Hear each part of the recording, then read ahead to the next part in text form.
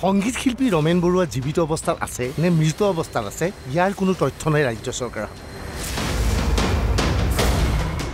ব্ৰহ্মপুত্ৰৰ বুকুত ৰমেন বৰুৱাৰ মৃতদেহৰ সন্ধানত অভিযান চলাই দায়িত্ব শেষ কৰিছে অসম আৰক্ষী। অসম আৰক্ষী তথা মুখ্যমন্ত্ৰীৰ ফালৰ পৰা বাৰে বাৰে ক'বলৈ চেষ্টা চলোৱা হৈছে ৰমেন বৰুৱাই মানসিক আঘাত পাই ব্ৰহ্মপুত্ৰৰ বুকুত জঁপিয়াই আত্মহত্যা কৰিছে। কিন্তু প্ৰশ্ন হৈছে এনেধৰণৰ বক্তব্য চৰকাৰৰ ফালৰ পৰা কিয় কোৱা হৈছে? আৰক্ষী আৰু মুখ্যমন্ত্ৰীয়ে ধাৰণা দিব বিচাৰিছে ব্ৰহ্মপুত্ৰত জঁপিয়াই আত্মহত্যা কৰিছে ৰমেন বৰুৱাই। ইয়াৰ জৰিয়তে ৰমেন বৰুৱাৰ ফাইল বন্ধ কৰিব বিচাৰিছে চৰকাৰে। ৰমেন বৰুৱা জীয়াই আছে বুলি ক'লে আৰক্ষীয়ে ৰমেন বৰুৱাৰ সন্ধানত অভিযান চলাব লাগিব। আৰক্ষী নিশ্চিত কোনো এজন মানুহে স্বইচ্ছাৰে আত্মগোপন কৰিলে সেই ব্যক্তিজনক বিচাৰি উলিওৱাটো সম্ভৱপৰ নহয়। ৰমেন বৰুৱাৰ পিতৃয়ে প্ৰায় 5 বছৰ ধৰি বিহাৰৰ কাটিহাৰত আত্মগোপন কৰি আছিল। ইতিমধ্যে আত্মগোপন কৰি থকা সুনীল গগৈৰ সন্ধান উলিয়াব পৰা নাই আৰক্ষীয়ে। এনে অৱস্থাত ৰমেন বৰুৱা জীৱিত অৱস্থাত আছে বুলি ক'লে বিপদত পৰিব চৰকাৰ। ঘনে ঘনে ৰমেন বৰুৱাৰ সন্ধান উলিয়াবলৈ দাবী জনাব বিভিন্ন সংগঠনে। সেয়েহে ৰমেন বৰুৱাৰ ব্ৰহ্মপুত্ৰত পৰি মৃত্যু হৈছে বুলি ধাৰণা দি দায়িত্ব শেষ কৰিব বিচাৰিছে আৰক্ষীয়ে। পৰিয়ালৰ সদস্যই ধাৰণা কৰে ৰমেন বৰুৱা এতিয়াও জীৱিত অৱস্থাত আছে। ৰমেন বৰুৱা সন্ধানহীন হৈ আছে। লগে লগে ৰাজনীতি আৰম্ভ হৈ গৈছে অসমত। আজি অখিল গগৈৰ নেতৃত্বত ৰাইজৰ দলৰ প্ৰতিনিধি দল এটাই সাক্ষাৎ কৰে ৰমেন বৰুৱাৰ ভাতৃ দীপেন বৰুৱা। ৰমেন বৰুৱাৰ বিষয়ে আলোচনা কৰে অখিল গগৈ। আৰু সেইটো লুকুৱাবৰ কাৰণে এতিয়া পৰিয়ালৰ ভিতৰত কাজিয়া বুলি এখন নতুন নাটক সৃষ্টি কৰি এখন নতুন ঘটনা হয়তো থাকিবও পাৰে ঘৰত কাজিয়া, কিন্তু সেই ঘটনাটোক ডাঙৰ কৰি আচল ঘটনাটোক লুকুৱাব খোজা হৈছে। এইটো দুৰ্ভাগ্যজনক ঘটনা। আৰু সেইকাৰণে মই সকলোকে অনুৰোধ কৰিম যে পৰিয়ালৰ ভিতৰত কি কাজিয়া হৈছে এইটো গুৰুত্বপূৰ্ণ কথা নহয়। আচল গুৰুত্বপূৰ্ণ কথাটো হ'ল যে এতিয়ালৈকে শিল্পী ৰমেন বৰুৱা ডাঙৰীয়াক অসম চৰকাৰে বিচাৰি উলিয়াব পৰা নাই। এইটো ব্যৰ্থতা।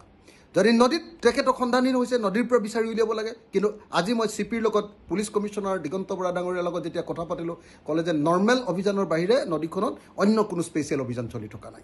এজন শিল্পীৰ ক্ষেত্ৰত এনেকুৱা ধৰণৰ একেবাৰে গা এৰা দিয়া মনোবৃত্তি এইটো কেতিয়াও ভাল বস্তু নহয়। আমি চৰকাৰক দাবী জনাইছোঁ যে অতি সোনকালে চৰকাৰে মুখ্যমন্ত্ৰী নিজে আহিব লাগে, নিজে অভিযানৰ নেতৃত্ব ল'ব লাগে, কাৰণ তেওঁ গৃহমন্ত্ৰী। আৰু অচিৰে 48 ঘণ্টাৰ ভিতৰত যাতে তেখেতক বিচাৰি সন্ধান উলিওৱাৰ ব্যৱস্থা কৰে তাৰ কাৰণে পুলিচক নিৰ্দেশ দিব লাগে। আৰু যদি পুলিচ ব্যৰ্থ হয় পুলিচৰ ওপৰত একশ্যন ল'ব লাগে। এইবাৰ এই দোকানীজনক মন কৰক। ব্ৰহ্মপুত্ৰৰ পাৰত পাণ তামোলৰ দোকান এখন আছে এওঁ। ঘটনাৰ দিনা ব্ৰহ্মপুত্ৰৰ পাৰলৈ যোৱাৰ প্ৰাক মুহূৰ্তত ৰমেন বৰুৱাই এই দোকানখনৰ পৰা চাদা কিনিছিল। একো গম নাপাওঁ। আহিছে সদায়, যিদিনাখন যেনে সদায় আহে তেনেকৈ আহিছে, বস্তুটো লৈছে আৰু গৈছে তেখেত। কোন দিশে গ'ল মই নাচালোঁ। মোৰ মানে কাষ্টমাৰ আছিলে বহুত কেইজন, তেখেতক জাষ্ট বস্তুটো দিছোঁ আৰু মই। কাৰণ তেখেত আহিলে মই বস্তুটো আগতীয়াকৈ দিওঁ। মানুহটো ধৰ অলপ বয়সস্থ মানুহ, সেইকাৰণে মই আগতীয়াকৈ বস্তুটো দিওঁ তেখেতক। কিন্তু মানে যিদিনাখন পুৱাৰ পৰা তেওঁ নিৰুদ্দেশ হৈছে বুলি যিটো বাতৰি ওলাই আছে, সেইদিনাখন কিন্তু তেওঁ ঘৰৰ পৰা ওলাই আহি আপোনাৰ দোকানলৈ আহিছিলে। তাৰপিছত কোনটো পথেৰে গ'ল মই নাচালোঁ অৱশ্যে। দোকানখনলৈ সঘনে আহিছিল ৰমেন বৰুৱা। দোকানীজনৰ সৈতে ৰমেন বৰুৱাৰ পূৰ্বৰ পৰা চিনাকি আছিল। লৈছিলে, কিন্তু বিশেষ একো কথা পতা নাই। তেওঁ বিশেষ কথাও নকয়। আহিলে ধৰক কিবা লাগিলে লয়, আৰু ধৰক মই ঘৰৰ খবৰটো সোধে মোৰ। আৰু কেতিয়াবা ঘৰত গ'লে আহাত দেৰি হ'লেও কয় কি হ'ল, কিবা ঘৰত কিবা অসুবিধা হৈছে নি বুলি সোধে। আৰু মোৰ কথাখিনি কওঁ আৰু সিমানতে তেখেতে গুচি যায়। একেখিনি সময়তেই NB নিউজে ইতিমধ্যে বাতৰি সম্প্ৰচাৰ কৰিছিল যে ব্ৰহ্মপুত্ৰৰ পাৰলৈ যোৱাৰ পূৰ্বে ৰমেন বৰুৱাই আন এখন দোকানৰ পৰা চাহ খাইছিল। খুজিছে, বহুত লাহেকৈ গৈছে আৰু মাতো মানে সৰুকৈ দিছে। বোলো কি চাহ খাব ছাৰ? কৈছে গাখীৰ চাহ দিয়া। বোলো ডাঙৰ খাব নে সৰু খাব? কৈছে সৰু কাপত দিলে হ'ল। তেনেকৈ কৈছে আৰু। তাৰপিছত বেলেগ আৰু মই ইমান গুৰুত্ব দিয়া নাই। বহুত মানুহ আহি থাকে, বহুত মানুহ গৈ থাকে ন। তেতিয়া মই পিছত অনুমান কৰিলোঁ সেইজনে আছিল নেকি। চাহ খাই পেলাই পিছত কোন দিশে? এইটো চাইডে গৈছে, ঘাটৰ পিনে এইফালে গৈছে। এইফালৰ পৰা আহি কিনে এইফালে গৈছে। 9:30মান বাজিছে। 9:30মান বাজিছে। আগতেও আহে নে কেতিয়াবা? আগত এইফালে নাহে, দেখা নাই মই এনেকুৱা। মানে সেইদিনাখনেই দেখিছোঁ। আত্মহত্যা কৰিবলৈ যোৱা ব্যক্তি এজনে চাহ খোৱাটো কিমান সত্য? চাহ খোৱাৰ পাছত ব্ৰহ্মপুত্ৰত জঁপিয়াবলৈ যোৱাৰ পূৰ্বে চাদাৰ পেকেট এজন মানুহে ক্ৰয় কৰিবনে?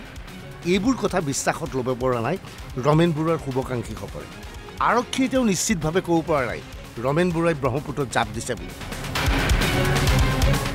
ব্ৰহ্মপুত্ৰৰ পাৰৰ পৰা স্নিপাৰ ডগ আঁতৰি গৈছে সেয়েহে আৰক্ষীয়ে ক'ব বিচাৰিছে ব্ৰহ্মপুত্ৰত জঁপিয়াইছে ৰমেন বৰুৱাই